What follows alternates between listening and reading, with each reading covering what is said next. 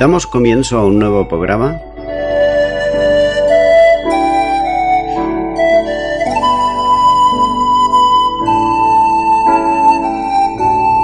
Servidores de Dios. Quien te habla es Manuel Cornejo.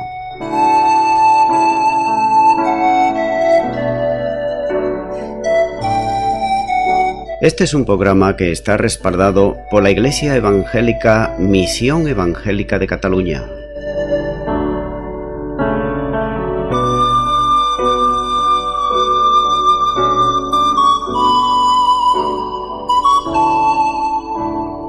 Estamos situados en la ciudad de Sabadell, en la avenida Matadepera número 239.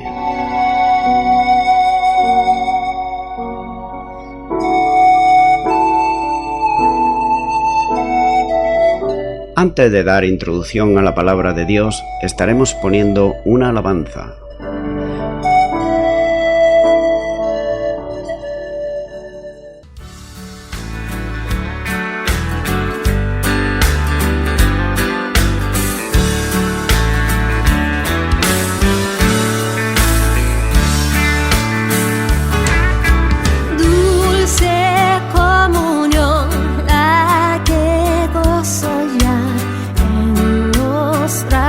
De mi Salvador,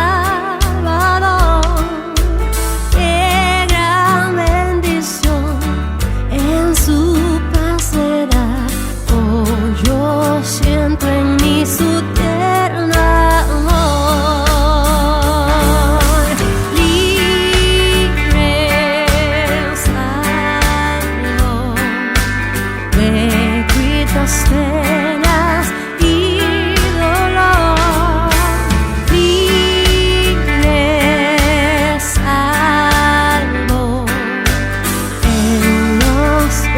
De mi Salvador, cuán dulce es vivir, cuán dulce es gozar en los brazos de mi Salvador.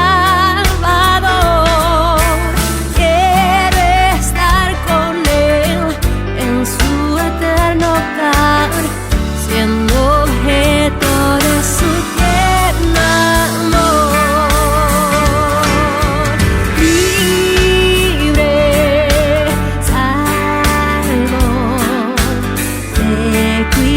Penas y dolor, libre, salvo, en los brazos de mi Salvador. No debe temer ni aún desconfiar en los brazos de mi Salvador.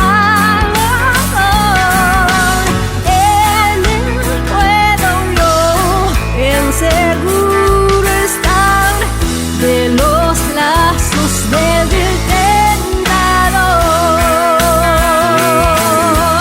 libre, salvo, de cuitas penas y dolor, libre, salvo, de mi Salvador, en los brazos de mi Salvador.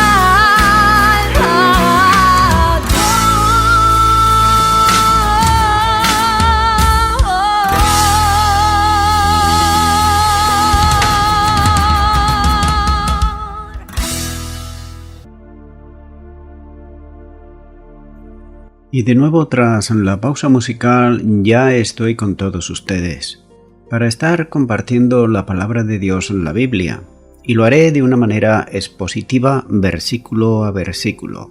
Y en esta ocasión será en Hechos de los Apóstoles, capítulo 2, a partir del versículo 42 hasta el 47, donde dice la palabra de Dios: y perseveraban en la doctrina de los apóstoles, en la comunión unos con otros, en el partimiento del pan y en las oraciones.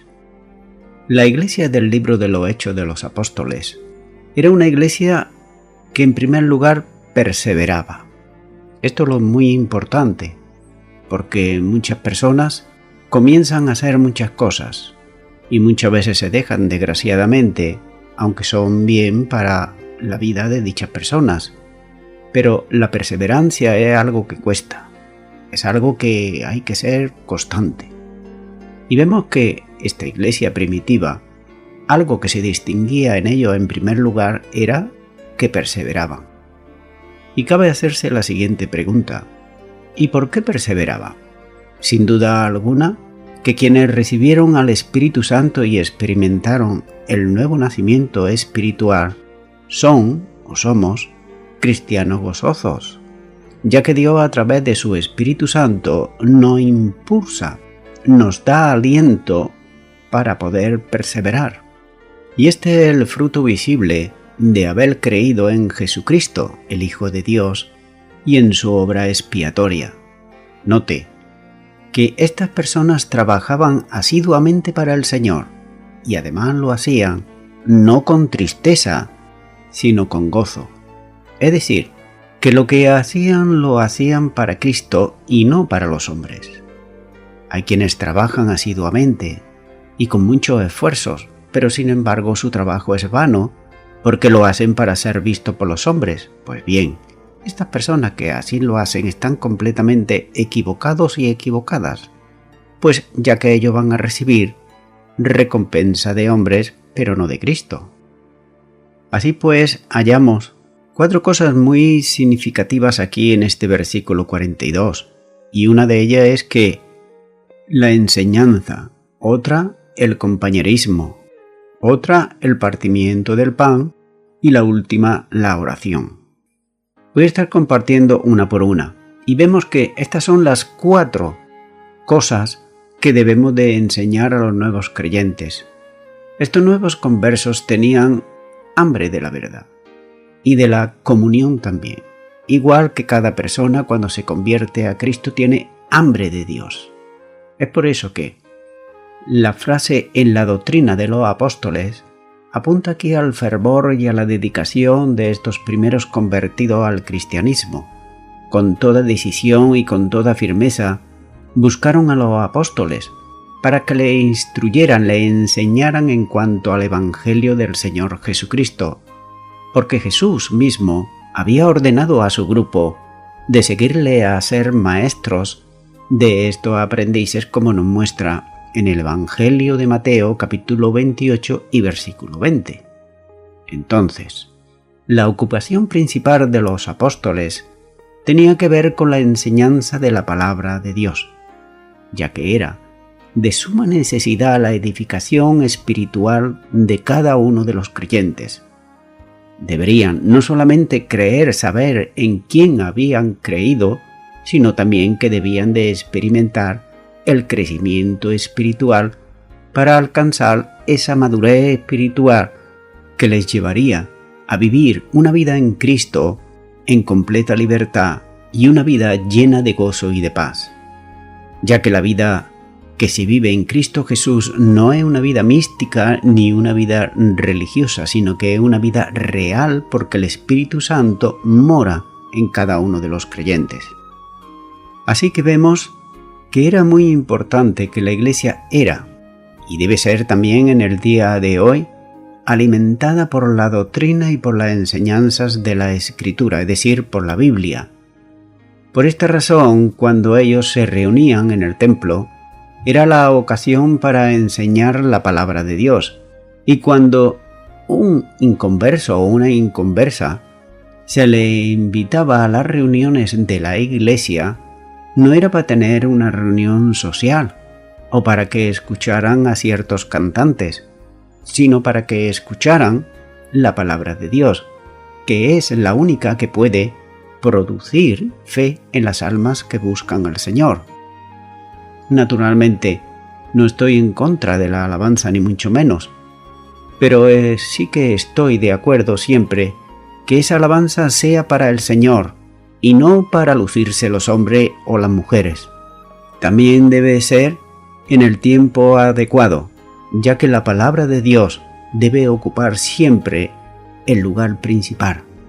Nunca debe darse la palabra de Dios de pasada, por decir aquello de, bueno, vamos a leer un versículo por decir algo, sino que hay que enseñarla al inconverso y también a los creyentes, para que aprendan y entiendan realmente quién es Jesucristo, qué hizo por nosotros y cómo debemos de estar cuando nos reunimos como Iglesia de Jesucristo. Vemos en segundo lugar el compañerismo. La comunión es la realidad espiritual de quien ha nacido de nuevo, es decir, del Espíritu, en una relación nueva con Dios, que une a todos los creyentes de diferentes razas, de diferentes costumbres, de diferentes maneras de ser. Pero esa comunión, primeramente, debe ser como dice en Primera de Juan capítulo 1 y versículo 3, donde dice: lo que hemos visto y oído, eso anunciamos, para que también vosotros tengáis comunión con nosotros, y nuestra comunión verdaderamente es con el Padre y con su Hijo Jesucristo. El creyente es llamado por el Señor Jesucristo, ya que Él nos introduce a la comunión con el Padre eterno y nos lo da a conocer, como nos dice 2 de Pedro capítulo 1 y versículo 4, por medio de las cuales nos ha dado preciosas y grandísimas promesas, para que por ellas llegaseis a ser partícipes de la naturaleza divina, habiendo huido de la corrupción que hay en el mundo a causa de la concupiscencia. De manera que nuestra comunión horizontal con los hermanos se hace posible porque primeramente la comunión debe de ser vertical, es decir, con el Señor en primer lugar. En otras palabras, para tener comunión auténtica con los hermanos en Cristo, primero debemos de tenerla con el Señor. Ahora bien, esta comunión con los hermanos puede ser interrumpida, y puede serlo por causa del pecado no confesado. Y otra vez volvemos a lo anteriormente expresado. Primero, el pecado no confesado interrumpe la comunión con Cristo, y luego más tarde lo hace con los hermanos y las hermanas en Cristo Jesús. Naturalmente que la persona que oculta un pecado va a estar siendo una hipócrita, porque va a estar disimulando o haciendo algo que realmente quizás no siente, o quizá algo que está ocultando en ese momento. Por tanto, lo primordial para tener esa comunión con los hermanos es, en primer lugar, restablecer la comunión con Cristo Jesús, y la manera es confesar nuestros pecados, arrepentirnos y el Señor nos perdona, y es entonces cuando podemos tener esa comunión con el Señor. Ahora bien, una equivocación grande puede ser el no tener comunión con Dios y aparentar que se tiene con los hermanos y que sea un buen cristiano o una buena cristiana. Eso es engañarse a sí mismo. En tercer lugar, hallamos aquí el partimiento del pan. Se trataba aquí del cumplimiento de la ordenanza del Señor Jesús en cuanto a la cena del Señor. La institución de la ordenanza como proclamación de la obra salvífica realizada y de la esperanza de su venida también, cuando nos dice, por ejemplo, el apóstol Pablo en 1 Corintios capítulo 11, a partir del versículo 23 al 26, donde dice: porque yo recibí del Señor lo que también os he enseñado, que el Señor Jesús, la noche que fue entregado, tomó pan, y habiendo dado gracias, lo partió, y dijo: tomad, comed, este es mi cuerpo que por vosotros es partido, haced esto en memoria de mí. Asimismo, tomó también la copa, después de haber cenado, diciendo: esta copa es el nuevo pacto de mi sangre. Haced esto todas las veces que la bebiereis en memoria de mí. Así pues, todas las veces que comiereis este pan y bebiereis esta copa, la muerte del Señor anunciáis hasta que Él venga. Por otro lado, vemos que hay claros indicios de que la Iglesia se reunía cada primer día de la semana, esto es, el domingo, para partir el pan. como nos muestra este mismo libro de los Hechos, capítulo 20 y versículo 7, donde dice: el primer día de la semana, reunidos los discípulos para partir el pan, Pablo les enseñaba habiendo de salir al día siguiente. Vemos también en cuarto lugar la oración. En la celebración del culto cristiano y de la vida cristiana en general, la oración formaba parte vital del culto. Y también debe de considerarse en estos días también de hoy, como parte vital del culto. Recuerda, una iglesia que no ora, una iglesia que no intercede, es una iglesia de antemano ya derrotada por el diablo. Así que, la vida de oración de la iglesia primitiva se fundamentaba en la enseñanza sobre la oración del Antiguo Testamento, tal y como lo practicaban los judíos de aquel tiempo. Ahora bien, ¿utilizaban los primeros cristianos el Padre Nuestro en estas reuniones? De esto nadie puede estar seguro, pero sí se sabe que el Padre Nuestro se utilizaba y se sigue utilizando en el día de hoy.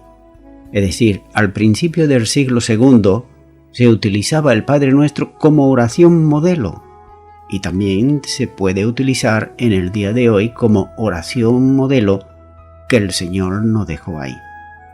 También hay que considerar que la gran aportación del Señor Jesús a la concepción cristiana de la oración fue su relación íntima con el Padre, como nos muestra Marcos capítulo 14 y versículo 36, ya que Jesús enseñó a sus discípulos a compartir también esta intimidad, y hasta los cristianos gentiles utilizaban las palabras típicas araneat abad, que significa Padre, con el que ellos se dirigían a Dios, como nos muestra Romanos capítulo 8 versículo 15 y Gálatas capítulo 4 versículo 6. Así que, esta nueva concepción de la intimidad con Dios, al llamarle Padre, se habría hecho realidad en su experiencia del Espíritu Santo, y precisamente el día de Pentecostés. Por otro lado, Juan Crisóstomo, el expositor bíblico del siglo IV, definió la oración como una conversación con Dios, y en realidad, el orar a Dios es precisamente eso, una conversación con Dios. Continúo ahora con Hechos capítulo 2 versículo 43, donde sigue diciendo: y sobrevino temor a toda persona, y muchas maravillas y señales eran hechas por los apóstoles. La palabra toda persona puede hacer referencia tanto a creyentes como a no creyentes que veían y oían lo que estaba sucediendo a estos primeros seguidores de Cristo, ya que estas personas veían claramente que Dios estaba obrando en ellos. El testimonio constante de los apóstoles sobre la resurrección de Cristo Jesús produjo un temor reverencial que incluía un sentimiento de pavor en presencia de lo sobrenatural. En toda persona que oía esto, le sobrecogía cuando veía a los apóstoles. Esto se puso más de relieve aún por los nuevos prodigios y señales hechas por los apóstoles, ya que Dios haría milagros a través de muchos otros también. Pero ahora, los apóstoles tenían la enseñanza del Señor Jesús y el respaldo que su fe había sido alentada precisamente por Él. Así que, los milagros no eran para exhibición, sino más bien para confirmar la palabra de Dios, la enseñanza como dice Marcos capítulo 16 versículo 20. Por tanto, también ayudaron para que la fe de los nuevos miembros de la iglesia de Pentecostés se afirmaran en la palabra de Dios, y no solamente en la palabra de Dios, sino en el poder de Dios. El apóstol Pablo dice en 1 Corintios capítulo 2 versículo 4 y 5: y ni mi palabra ni mi predicación fue con palabras persuasivas de humana sabiduría, sino con demostración del Espíritu y de poder. Cuando dice Espíritu es con mayúscula, para que vuestra fe no esté fundada en la sabiduría de los hombres, sino en el poder de Dios. En otras palabras, hemos de tener el conocimiento, la enseñanza de la doctrina de los apóstoles, pero también debe de ir acompañada naturalmente del poder de Dios. Así que, cuando una persona dice tener sabiduría y conocimiento de la doctrina de los apóstoles, pero el poder de Dios no le respalda, es que realmente algo está fallando ahí. Claro está que siempre se cogen como excusas que aquello fue para aquel tiempo y no es para ahora, pero eso son meramente excusas y nada más. Continúo ahora con Hechos capítulo 2 y versículo 44. Todos los que habían creído estaban juntos y tenían en común todas las cosas. Dice aquí que todos los que habían creído. Por tanto, los incrédulos que rechazan aceptar a Jesucristo por fe son aquí excluidos y no tienen parte ninguna en la comunidad cristiana. Es decir, no son añadidos al pueblo de Dios, porque ellos lo han rechazado, lo han decidido así por propia voluntad.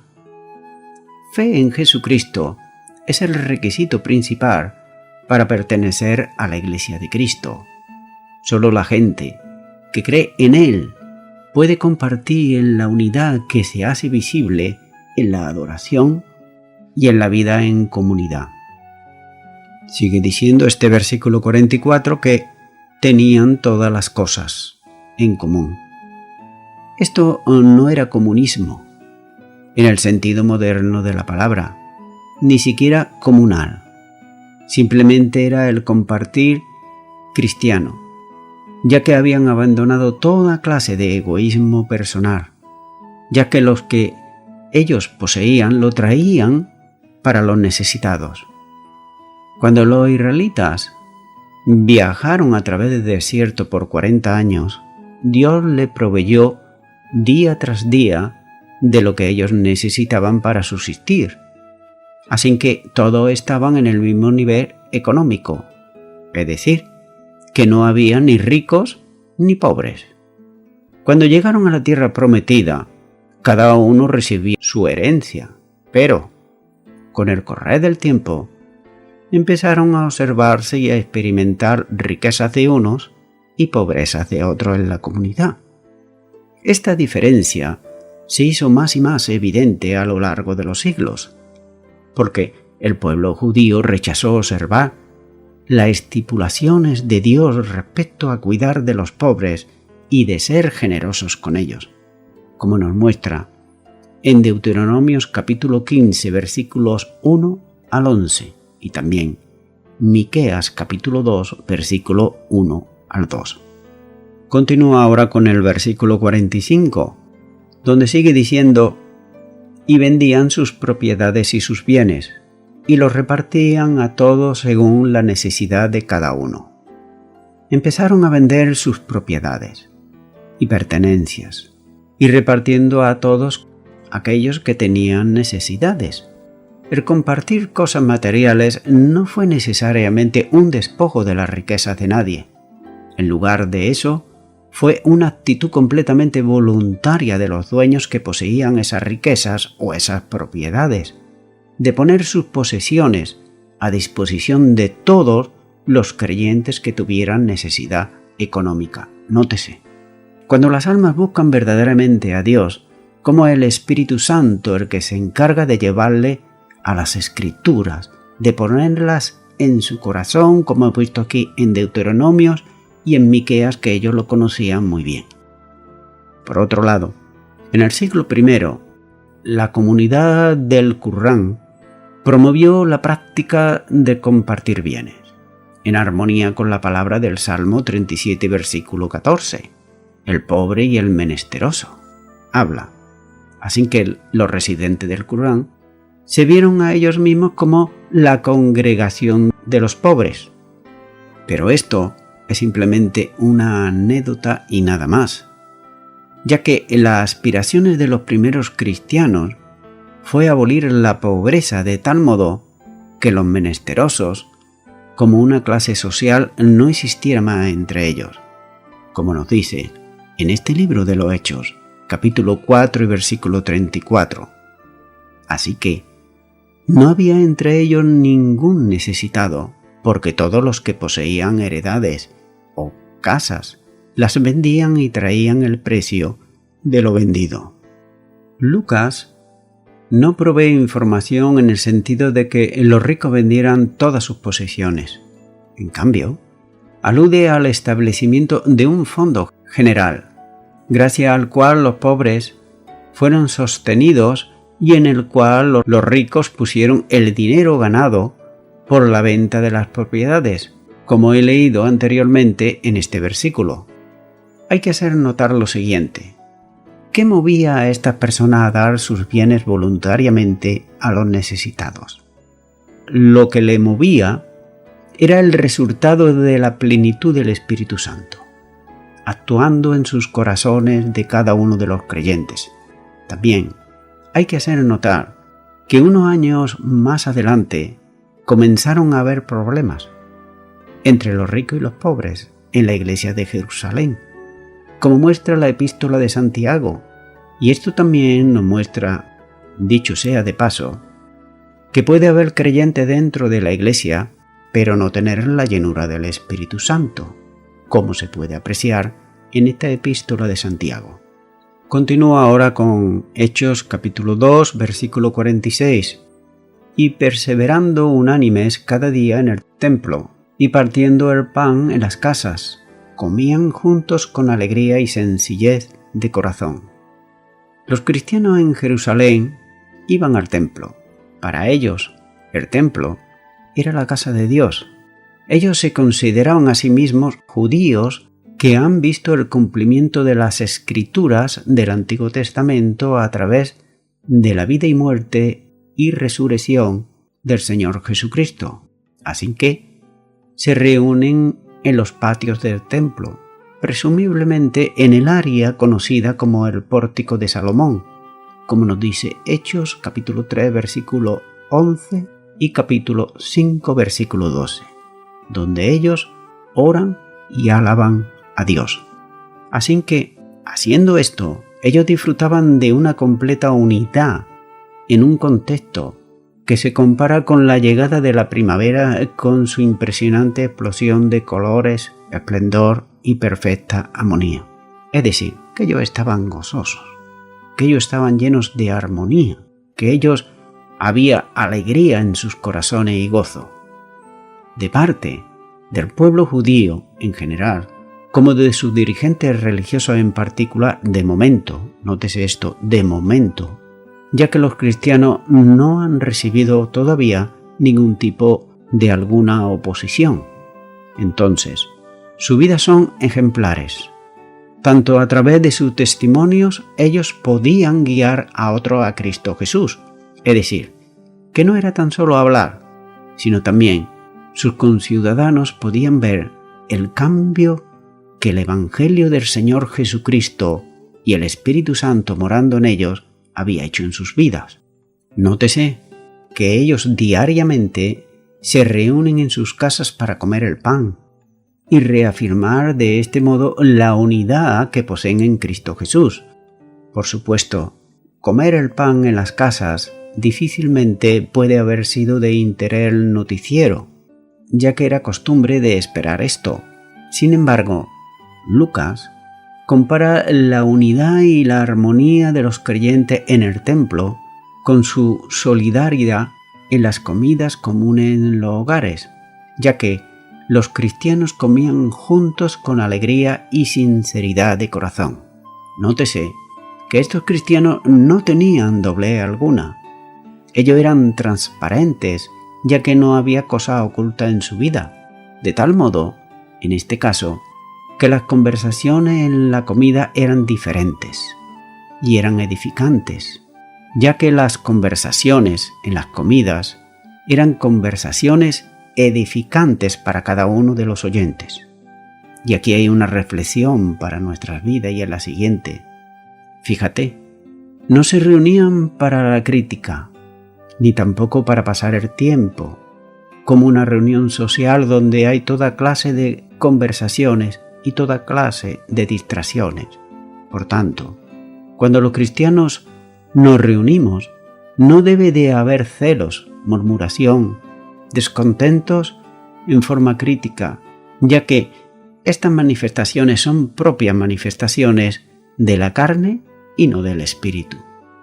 Continúo ahora con el versículo 47 y ya el último de este capítulo 2 de Hechos de los Apóstoles, donde dice: alabando a Dios y teniendo favor con todo el pueblo, y el Señor añadía cada día a la iglesia los que habían de ser salvos. Estos creyentes viven una vida de alabanza a Dios, pero una vida de alabanza a Dios continuada, no tan solo cuando se reunían como iglesia, cuando se veían entre ellos, sino que también la vida de alabanza era en sus propias casas, en el trabajo, en el camino y en todo lugar. Por tanto, no he de extrañar que como resultado son reconocidos como verdaderos seguidores de Jesucristo por allá por donde iban, ya que eran exponentes del poder del Evangelio y de la presencia del Espíritu Santo. Y ellos a su vez, con esta actitud, eran testimonio viviente para Cristo. Aquí están trabajando la iglesia misionera. Pueblo, observa la conducta cristiana de los convertidos y lo hace hablando a favor de la iglesia.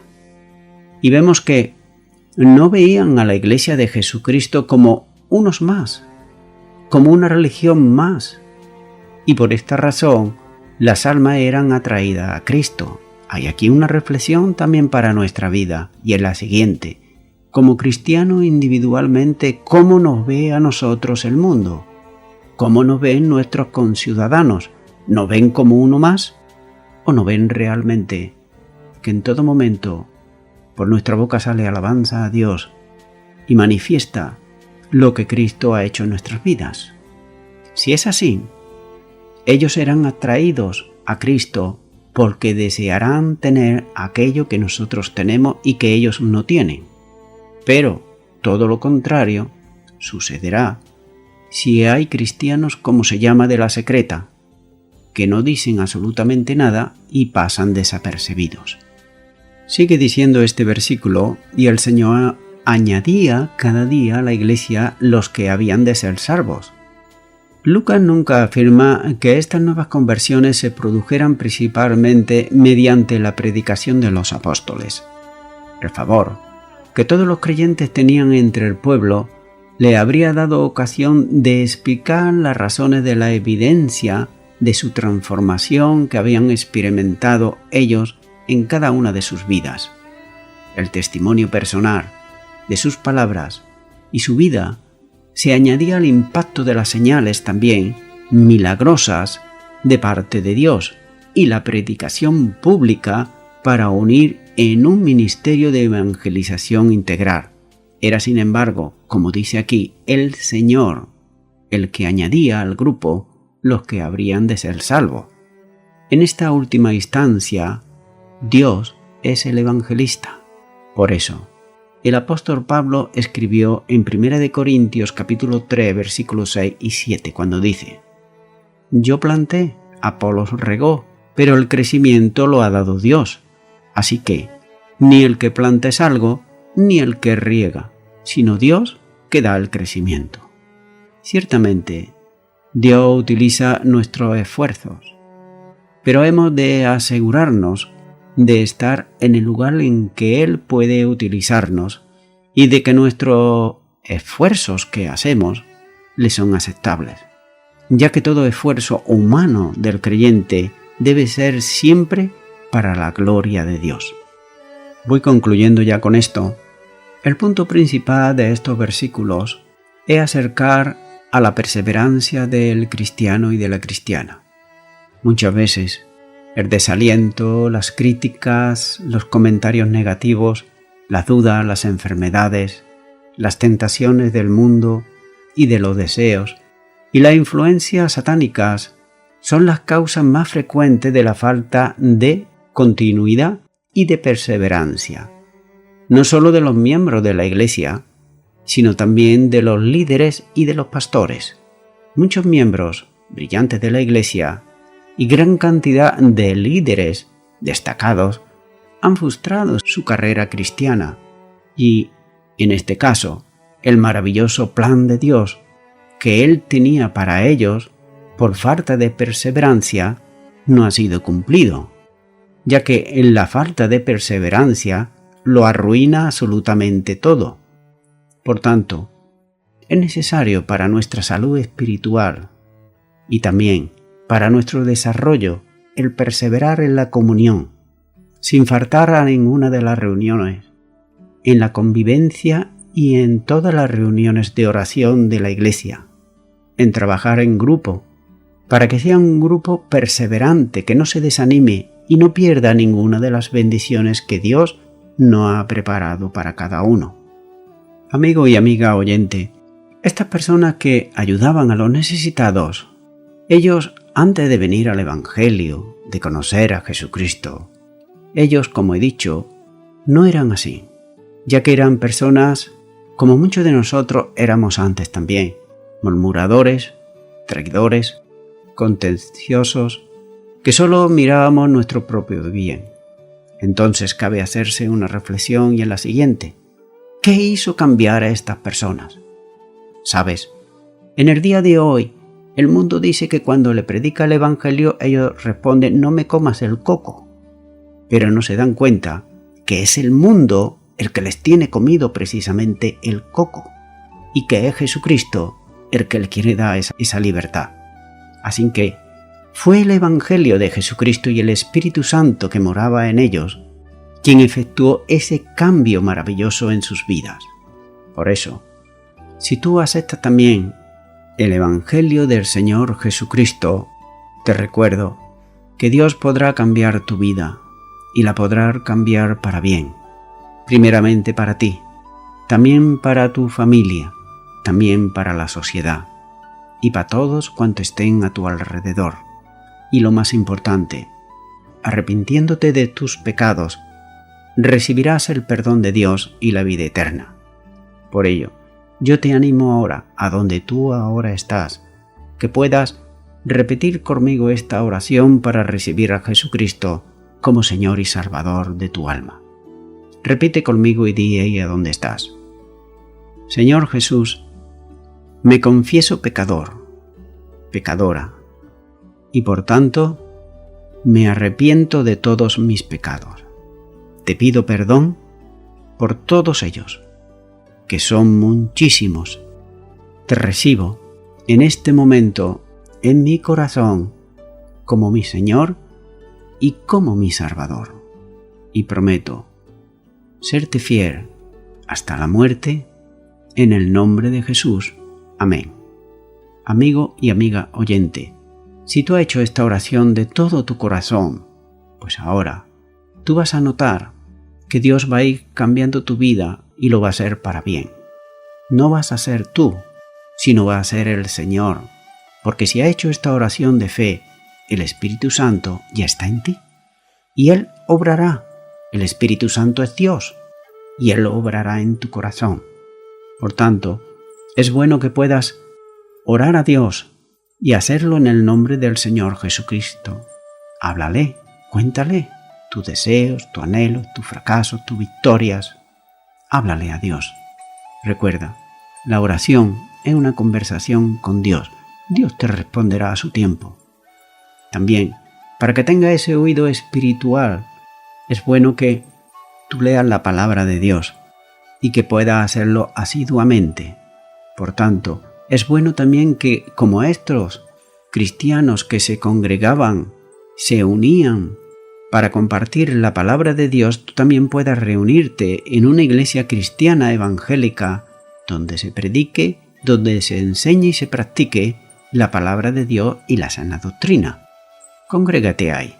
Con el tiempo podrás crecer espiritualmente y madurar, y también lo más importante, servir al Señor Jesucristo. Y a toda la audiencia, nuevamente ya me estoy despidiendo de todos ustedes y será Dios mediante hasta el próximo programa. Que Dios os bendiga a todos.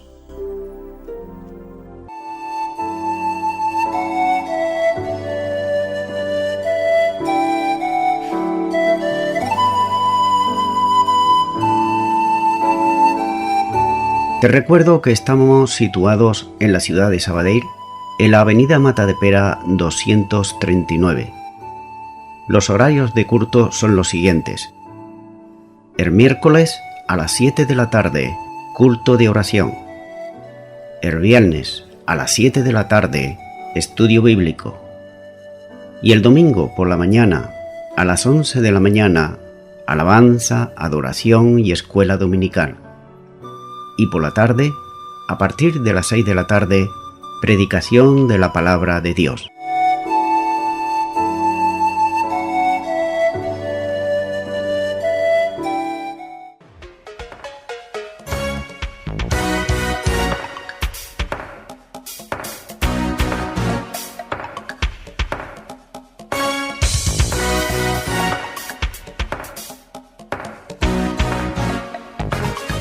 Él me salvó, libre de pecado y de temor.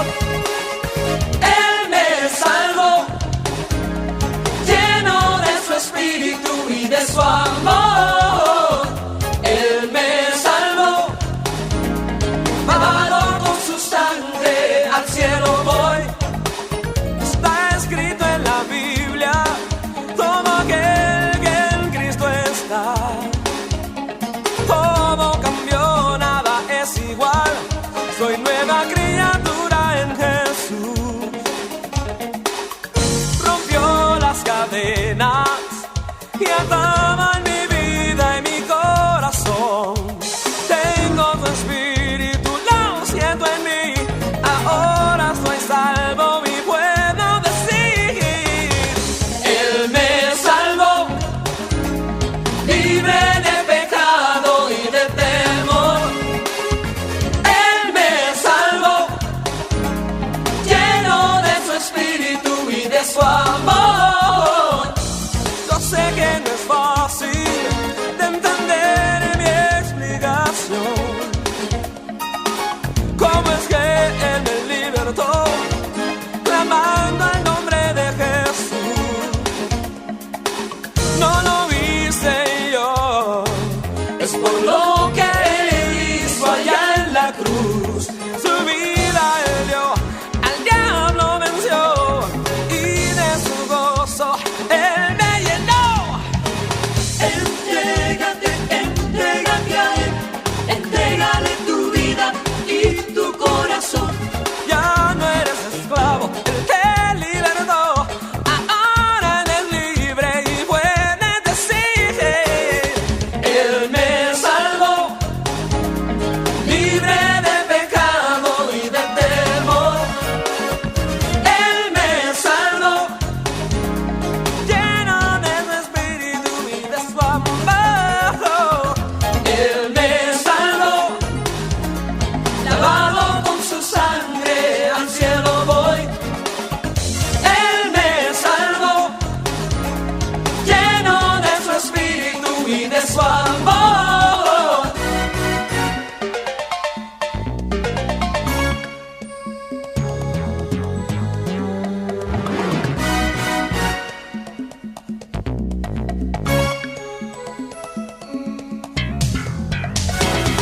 Si le entregas tu vida, salvo serás.